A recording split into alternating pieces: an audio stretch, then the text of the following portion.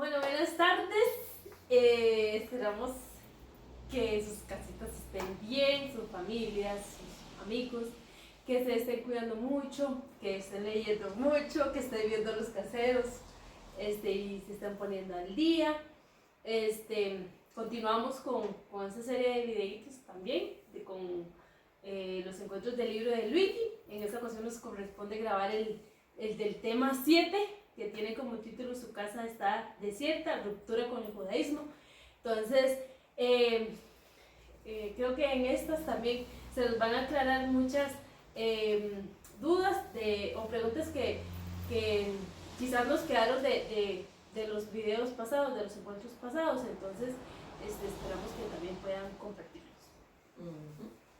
Bueno, aunque vamos según los videos caseros, vamos por el tema 7, en este momento ya casi estamos llegando a finalizar nuestro año 2020 en cuanto a talleres se refiere, ¿verdad? Lo que pasa es que hemos estado muy, sumamente ocupadas y no hemos podido grabar los videos, entonces nos hemos atrasado algunos, ¿verdad? Entonces ya nos van a estar recibiendo los siguientes para ponernos al día. Entonces, antes de iniciar, quisiéramos irles adelantando, que ya Marjorie lo ha estado diciendo en los WhatsApp, pero adelantando que el próximo año nuestra metodología va a ser diferente. Entonces, desde ahora nuestra invitación es, por favor, yo sé que para muchos y muchas de ustedes la tecnología es un poquito difícil, ¿verdad? Pero no es imposible. Nosotras hemos tenido que adecuarnos a un montón de cosas que antes ni siquiera sabíamos cómo vamos a poder hacerlo y lo hemos logrado. Entonces yo creo que es solamente una cuestión de actitud y de práctica, ¿verdad? Entonces nuestra invitación es a que por favor traten, y yo sé que muchos de ustedes lo hacen ya, porque hacen reuniones familiares y reuniones de otros grupos por medio de Zoom. Entonces, para que vayan practicando con el Zoom, porque si Dios lo permite, el otro año nuestra metodología va a cambiar. Ya no lo haremos por medio de WhatsApp, ni por libros, ni por videos, sino por medio de un taller a nivel Zoom. Un día por semana, donde todos los que quieran se vayan a integrar, ¿verdad? Entonces, desde ahora practiquen, busquen una persona que le bajen la aplicación, busquen personas que les expliquen, para poder estar todos y todas juntas de nuevo, ¿verdad? Por lo menos la gran mayoría, en nuestros talleres. Será una oportunidad incluso muy bonita, porque así conoceremos gente, no solo del grupo nuestro, sino gente de otros grupos, ¿verdad? Entonces, desde ahora nuestra petición es esa, vayan buscando ayuda, bajen la plataforma de Zoom, ya sea en su celular o en su computadora, para poder seguir formándonos nosotros el 8 año, ¿verdad? En Biblia, nuevamente, ¿verdad? Con los temas que después les vamos a comunicar. Como decía Marjorie, entonces, vamos con el tema 7. Yo en esta ocasión hago las preguntas y Marjorie contesta. Seguimos con el tema de Yamnia, ¿verdad? Que eso a veces a la gente le cuesta entenderlo, pero una vez que uno entiende qué fue lo que sucedió en Yamnia y todo lo que esto provocó, entonces uno puede entender cuál era el contexto de todos los evangelios, porque bueno, excepto tal vez Marcos, todos los evangelios se vieron influenciados en su escritura por este contexto, por esta situación que vivieron las primeras comunidades. Entonces, por eso es importante que lo entendamos, ¿verdad? Entonces, la primera pregunta dice, ¿cómo es considerada Yamnia y en cuáles elementos se enfocaba el judaísmo que sale de Yamnia? Bueno, dice, Yamnia es considerado un divisor de aguas en la historia del judaísmo, por haber establecido a los rabinos como cuerpo autorizado y haber dado origen al judaísmo rabínico como forma normativa del judaísmo. Hasta el día de hoy no se tiene certeza de ese concilio, que si realmente aconteció, puede tratarse de una invención literaria y los encuentros entre rabinos pudieron haber sido esporádicos e informales. Se enfocaba en 4 elementos. 1. La observancia de la ley en sustitución del sacrificio. 2. El rabí en lugar del sacerdote. 3 la sinagoga en vez del templo y 4 la tradición de los padres paralela a la ley. Las transformaciones que se operan en este periodo encendieron la rivalidad entre grupos religiosos que competían por la hegemonía a lo interno del judaísmo para imponer su visión y su influencia. Entonces lo que nos está diciendo aquí, ¿verdad? Recordemos, ya no había templo, ¿verdad? Entonces ya ellos ya no tenían dónde ir a ofrecer sus sacrificios, dónde congregarse. Entonces estos rabinos deciden hacer este concilio, ¿verdad? Como explicaba ahí, y se basan en 4 cosas que fue algo interno, una decisión que tomaron, pero también era algo que también tenían que hacer esos seguidores. Entonces, como decía ahí, ¿verdad? La ley era el centro de esto, ya no habían sacerdotes, entonces salen maestros rabís, ¿verdad? Que se dedicaban a la observancia de la ley y bueno, y otras cosas que suplantaron a lo que ellos ya no tenían, que era el templo, que era su todo, ¿verdad? Claro, y ustedes saben que cuando hay una crisis, ¿verdad? Es cuando uno tiene que reinventarse. Bueno, lo estamos viviendo nosotros con esta pandemia, ¿verdad? Ese es un muy buen ejemplo. Entonces, al no haber templo, no hay sacerdotes, ¿verdad? Y entonces recuerden que siempre lo hemos dicho, al no haber templo, que era como el centro, la identidad del pueblo de Israel, se aferran entonces a la observancia de la ley y se hacen estrictos con la ley, ¿verdad? Y la tradición de los padres llega a tener o a equipararse con la ley misma, ¿verdad? Todo el conocimiento, las tradiciones de los padres, de los antiguos, están a un nivel junto con la ley. O sea, eso es lo que está haciendo la base, la identidad del pueblo ahora, al no tener templo y al no tener sacerdotes, ¿verdad? Entonces esos sacerdotes son sustituidos por estos rabís. Ok, ahora la segunda pregunta. Al final del siglo I surge un pseudoepígrafo del cuarto Esdras. ¿Qué considera el cuarto Esdras y a quién se compara? Bueno, para saber un poco quién es Esdras, el cuarto Esdras es una obra apocalíptica. Se cree que fue un escrito a finales del primer siglo después de Cristo, que figura como apéndice en las ediciones de la Biblia. Jerónimo y los manuscritos latinos medievales lo llamaron el cuarto Esdras. Y considera que varios Esdras se sucedieron a lo largo de la historia. El primero, que fue Moisés. El segundo, el Esdras histórico. El tercero puede ser identificado con algún intérprete importante de la ley posterior, por ejemplo Daniel o el maestro de justicia de Qumran. Y el cuarto Esdras sería el autor anónimo del cuarto Esdras. De esta forma, él logra reunir simbólicamente las etapas más significativas de la afirmación de la ley en Israel. Se compara a Moisés. El autor del cuarto Esdras es considerado el último de los profetas. Recordemos acá que creo que se los hemos dicho, pues sí se los hemos dicho muchas veces lo de la pseudoepigrafía, ¿verdad? ¿Qué era esto? El segundo Esdras fue el Esdras histórico, ¿verdad? Entonces recordemos que a raíz de este Esdras surgen discípulos de ¿verdad? Entonces por eso es que nacieron otros y del que nos están hablando acá es del cuarto. Entonces estos discípulos deciden poner o más bien nombrar sus obras o sus escritos a nombre de algún personaje histórico o famoso que fue renombrado. Entonces por eso es que encontramos en los textos, ¿verdad? Los nombres de personajes muy famosos o históricos por ellos. Entonces podríamos decir que bueno, aquí nos dice que fue considerado el último de los profetas, pero también haciendo alusión al Esdras histórico que ellos conocían. Y recuerden que esto es, como decía Marjorie muy bien, ¿verdad? La pseudoepigrafía es escribir en nombre de una persona que fue muy importante, que tuvo mucha influencia en la historia de del pueblo de Israel, ¿verdad? Entonces esto es lo que hace este cuarto Esdras, ¿verdad? Ok, vamos con la tercera pregunta, dice, las comunidades de Mateo y el cuarto Esdras, ¿de qué forman parte y qué surge en este conflicto? Dice que las comunidades cristianas de Mateo, igual que el cuarto Esdras, son parte de una variedad de movimientos.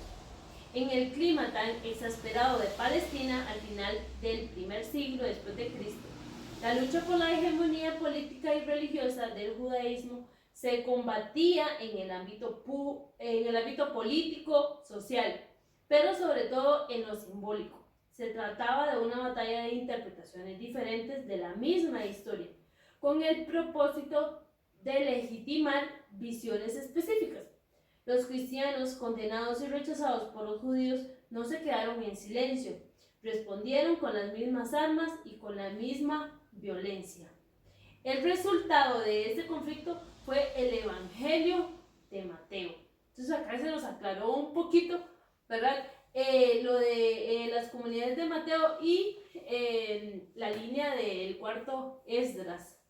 Que es algo que ahí nace en este clima, ¿verdad? Que hemos visto durante este tiempo de las comunidades de Mateo, cómo la estaban pasando. Y también recordar, yo creo que eso nos hace recordar, ¿verdad?, lo que muchas veces hemos conversado. A veces pensamos que el judaísmo, todo pensaba igual y todos tenían las mismas expectativas y no es así, ¿verdad? El mismo judaísmo estaba dividido. Habían diferentes grupos y tenían diferentes pensamientos y diferentes incluso expectativas con respecto al Mesías, ¿verdad? Y a raíz de esto también, pues ahora surge otro grupo más, ¿verdad? Que es la comunidad de Mateo y que también entra en conflicto, ¿verdad? Entonces, a veces uno piensa que todo en estas comunidades iba muy bien y no es así, ¿verdad? Lo hemos venido viendo durante todo este año, que la comunidad de Mateo tuvo muchos problemas internos y externos y muchas divisiones, ¿verdad? Como también igual nosotros lo vivimos en nuestras familias, en nuestros grupos, en nuestra vida personal, en el trabajo. No es tan fácil la convivencia, ¿verdad? Es difícil, hay que llegar a acuerdos, hay que optar por el diálogo, ¿verdad? Es todo un proceso, no es tan fácil. Bueno, seguimos con la otra pregunta que dice, ¿qué es lo que enfoca el capítulo 21 del Evangelio de Mateo? Este capítulo enfoca la polémica con el judaísmo y los fariseos de Jerusalén. El texto refiere el conflicto con la persona de Jesús. Sin embargo, refleja la situación del final del primer siglo, con la presencia muy fuerte del rabinismo formativo. Mateo 21 presenta una estructura literaria bastante clara, que es introducida por la entrada de Jesús a Jerusalén, Mateo 21 del 1 al 11, cuyo propósito es declarar la naturaleza mesiánica de Jesús a través de varios elementos simbólicos. La entrada desde el este, del Monte de las Oliveras, por donde se creía venía el Mesías para tomar posesión de su templo. La referencia al asna y al pollino, que son sueltos y traídos a Jesús. Se trata de la cabalgadura propia de los reyes antiguos y del Mesías, así como muestran las citas de Isaías 62:11 y Zacarías 9:9. Jesús entra en Jerusalén sentado en el asna, igual que Salomón en Primera de Reyes 1:33, siendo aclamado rey como Jehú, Segunda de Reyes 9:13. Entonces, lo que podríamos decir con esto, ¿verdad?, para tal vez explicarlo de una forma más sencilla, es que Mateo se basó en textos del Primer Testamento de Isaías, de Zacarías y de Segunda de Reyes, donde las tradiciones decían que el Mesías iba a venir montado en una asna y su pollino, porque eso era la costumbre, ¿verdad?, que los reyes entraran así para precisamente destacar el mesianismo su reinado, ¿no? Su reinado. Y también esa es la forma en que veían cómo iba a venir el Mesías, ¿verdad? Entonces, Mateo se basa en estas tradiciones para decirle a su comunidad que Jesús es el Mesías esperado desde el Primer Testamento. Ok, seguimos con la quinta pregunta y dice: los títulos usados por el pueblo, el Hijo de David y el que viene en el nombre del Señor, ¿de qué carácter son?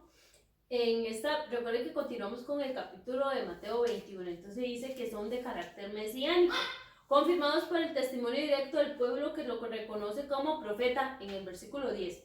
La agitación que se origina puede reflejar la agitación de los judíos en relación con Jesús y a sus pretensiones. Entonces, ese título refleja eso, ¿verdad? Que confirma el carácter mesiánico de Jesús y parte también de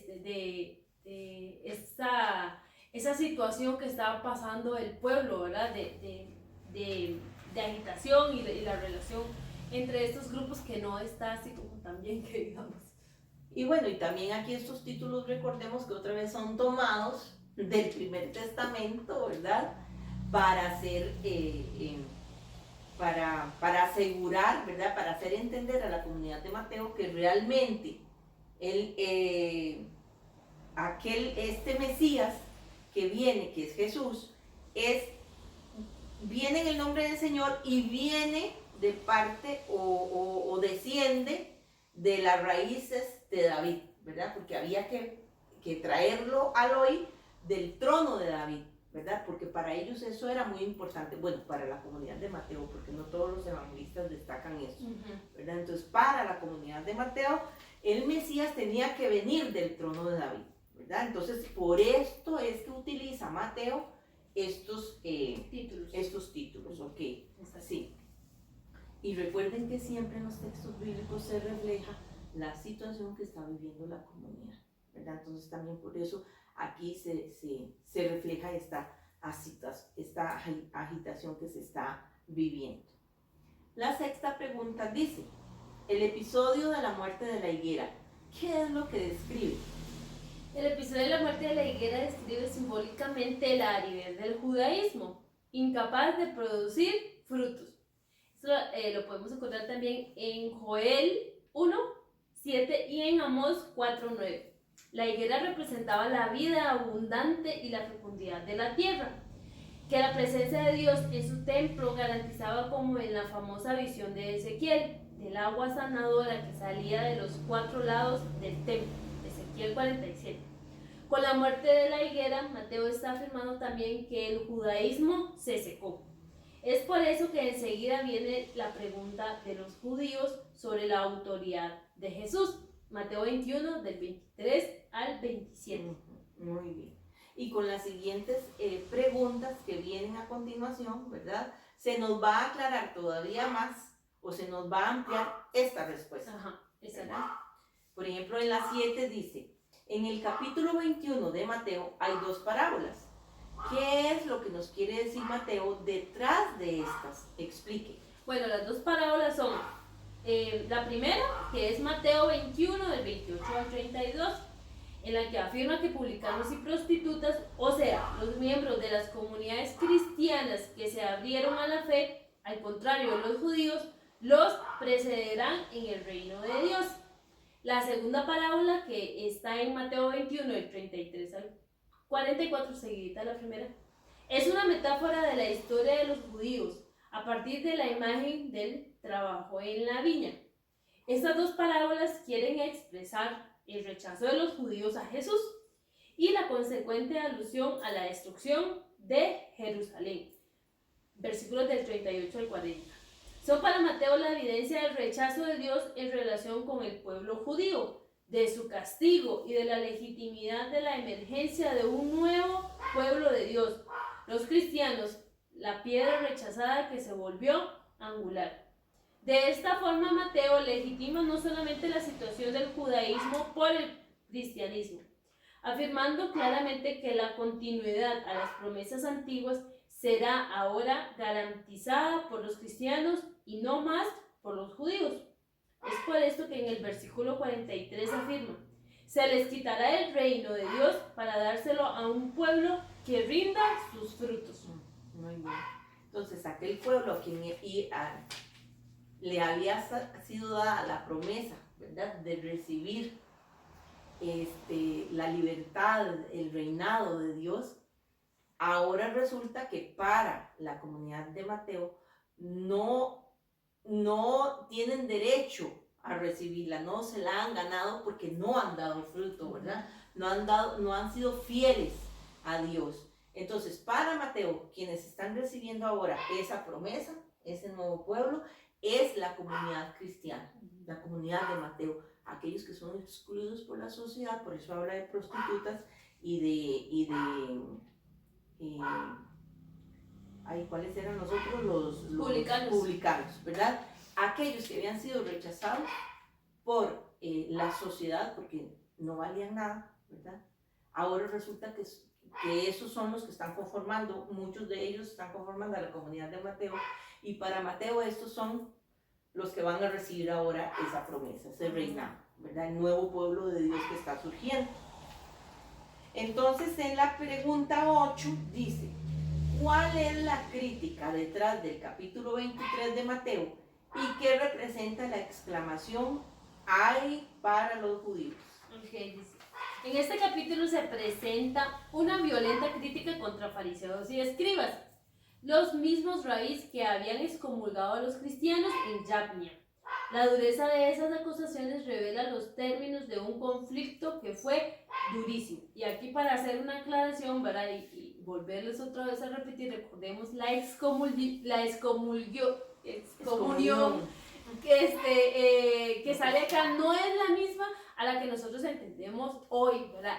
Esta excomunión es la expulsión de estos cristianos, ¿verdad? Es a raíz de este concilio que tuvieron. Entonces, para tener eso claro, es la expulsión, ¿verdad? Los sacaron. Claro, aquel grupo de judíos que sacó a sus propios hermanos judíos porque habían iniciado el camino del seguimiento a Jesús. Exacto. Entonces dice, en la introducción, Mateo 23, del 1 al 12, hay algunas referencias interesantes a la autoridad de Moisés, reivindicada por los fariseos. Su separación, significado del término fariseo, ¿verdad?, que fariseos significa separados, apartados del pueblo, visible en su manera de vestir, en los privilegios relativos a su función, en la ostentación y en el respeto que gozaban por el pueblo. Sin embargo, dicen y no hacen, exigen del pueblo mientras ellos no lo realizan. Por no producir frutos de justicia, son condenados. Entonces podemos ver aquí, ¿verdad?, que este grupo de fariseos eran exclusivos. Ellos se creían superiores a los demás. Y escogidos, por eso el nombre de separados, ¿verdad? Estaban separados de toda la comunidad porque ellos eran lo primero, lo primordial, como lo sagrado. Exacto. Entonces dice, la exclamación "ay" para los hebreos representaba una lamentación que está en el Salmo 125 y era usada también como anatema y maldición. Era una expresión muy común en los profetas, en sus oráculos contra Jerusalén, en Jeremías 13:27, los pastores de Israel que dispersan al rebaño, los falsos profetas en Ezequiel 13:3 y a los descansados de Sión en Amós 6:1.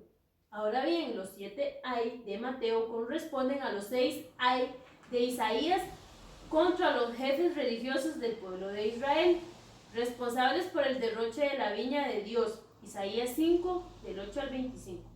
Mateo estructura su evangelio utilizando 7 temas. Los "ay" son opuestos a las bendiciones. Estos "ay" de Mateo contra los fariseos y escribas son: número 1, bloquean el reino de los cielos, no entran ni dejan entrar. Número 2, transforman a los prosélitos en hijos del demonio. Número 3, son guías ciegos, se preocupan más del oro que de Dios. Número 4, pagan el diezmo y omiten la justicia, la misericordia y la fidelidad. 5, limpian el exterior, mientras que el interior está lleno de rapina. 6, son como sepulcros bien blanqueados, justos por fuera y llenos de hipocresía e inequidad por dentro. Y número 7, matan a los profetas. Por eso el castigo caerá sobre ellos con la profecía de la inminente destrucción. Mateo 23, del 33 al 36. La conclusión es trágica y terrible. Vuestra casa está desierta. Alusión clara a Jerusalén destruida por los romanos y deshabitada. Con esas palabras, Mateo y los cristianos de Palestina se separan definitivamente del judaísmo, que también los había rechazado. Muy bien, ¿verdad? Entonces yo creo que con estas preguntas, o más bien con estas respuestas, se nos aclaran muchas de las dudas que teníamos anteriormente, ¿verdad? El caminar de la comunidad de Mateo no fue fácil, no fue fácil. Y precisamente la conclusión a la que ellos llegaron, su interpretación, ¿verdad? Era esto que estamos hablando. El pueblo judío ha pasado todas las situaciones que ha pasado por haber sido infiel a Dios y por no haber dado fruto. Entonces ahora el nuevo pueblo, lo que surge para recibir la promesa y para seguir construyendo el reino, ¿verdad? Para Mateo es su comunidad, ¿verdad? ¿Por qué? Porque el pueblo judío le falló a Dios. Entonces ahora el futuro, la esperanza de Dios está puesta en la comunidad de Mateo, ¿verdad? Y también un tema muy importante que nos viene hablando Luigi de la comunidad Mateo, de esta nueva comunidad que dice Gis, ¿verdad? Es que se les tiene que notar por sus frutos, ¿verdad? Porque los judíos no habían dado frutos, o sea, se habían convertido como en una higuera seca. Entonces, y ellos llegan a interpretar, su interpretación es que Dios los castigó, ¿verdad? Entonces Mateo, lo principal de estos cristianos, de su comunidad, es que se les note, que se les vea por sus acciones, por que den frutos verdaderos. Para que no les pase lo mismo, Ajá, ¿verdad? exacto. ¿Y cuáles son los frutos? Recordemos, todos los valores del reino, ¿verdad? La solidaridad, la igualdad, el diálogo, todos los frutos del reino, ¿verdad? Entonces, por eso es que el folleto se llama así. Por sus frutos los reconocerán, o sea, tienen que ser coherentes, como Jesús fue coherente y como Jesús hizo, ¿verdad? Todos los valores del reino, Él los vivió, pues eso es lo que ahora tienen que hacer los pertenecientes a la comunidad de Mateo y por supuesto nosotros hoy. Sí, Esa es nuestra herencia, ¿no? Eso es lo que nos corresponde. Entonces, yo creo que con esto se nos ha aclarado mucho y bueno, y con los otros temas esperamos que se vaya aclarando más. Sí. Entonces, muy buenas tardes, esperamos hacer el otro video prontito para enviárselos, que estén bien, cuídense mucho, como siempre les decimos. Este año ha sido muy difícil en muchos aspectos. Ahora no es solo la pandemia, sino que estamos viviendo 2 huracanes que han azotado muy fuertemente a nuestros pueblos centroamericanos, especialmente Nicaragua, Guatemala, pero más que nada Honduras, ¿verdad? Entonces seamos solidarios. Seamos solidarios no solo con nuestros hermanos costarricenses, sino con nuestros hermanos de nuestra Centroamérica. Ustedes saben que en mayo ya he estado compartiendo unas cuentas, ¿verdad? Entonces, ojalá que aunque sea poquito, porque de poquito en poquito se va llenando el chanchito, ¿verdad? Podamos ayudar a estas personas que en este momento se quedaron sin absolutamente nada. Entre ellos, por lo menos 300 familias que trabajan en pastorales claretianas allá en Honduras. Entonces es el momento de hacernos presentes como familia claretiana para hacer vida los valores del reino, ¿verdad? De solidaridad. Así que estén bien, muchas gracias, cuídense. Chao, abrazos. Nos vemos.